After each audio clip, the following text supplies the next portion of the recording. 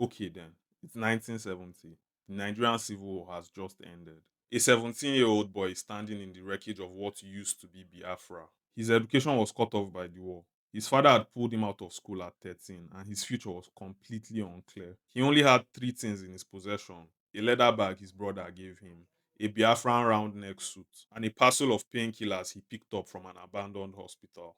He sold all three of them, counted the money he had realized, and decided it was enough to start his business. His name was Cletus Ibeto from Innewi, the city many people call the Japan of Africa. Innewi has one of the most remarkable records of producing self-made businessmen of any city in Nigeria. And much of that record traces back to a system called Imoaya, the Igbo apprenticeship tradition. A young man attaches himself to an established trader. He works, he learns, and he saves up. When his time is done, his master sets him up with startup capital and blesses him to go. Cletus Ibeto entered this system, started selling automobile spare parts, learned the trade, and absorbed everything. When his apprenticeship ended, he opened the Beto Brothers Trading Company, and he never looked back. He started by importing automotive batteries and plastic motor accessories. Then he stopped importing and opened up his own factory. Within a decade, he was the largest automobile spare parts manufacturer in Nigeria. Then he went into petrochemicals. He built the largest liquid petroleum storage facility in the country, a facility of 60,000 metric tons in Apapa Wharf, Lagos. Then he went into cement.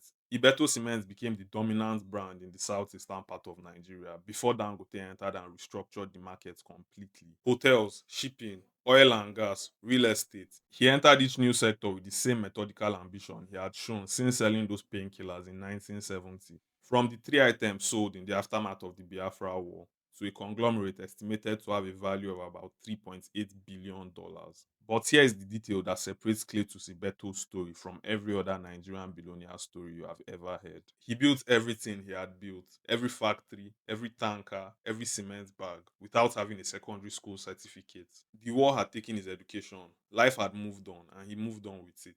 But at 48 years old, while running a $1 billion conglomerate, Cletus Ibeto sat down and studied for his WAEC, and he passed. Then at 54 years old, he enrolled in the University of Nigeria in Nsukka and got a degree in accounting. Then he became a doctor of business administration. He got his secondary school certificate at 48. He got his university degree at 54. And by both of those points, he was already worth well over $1 billion. All he had was a suit, a leather bag, and a box of painkillers. That was what the war left him with, and that was his starting point.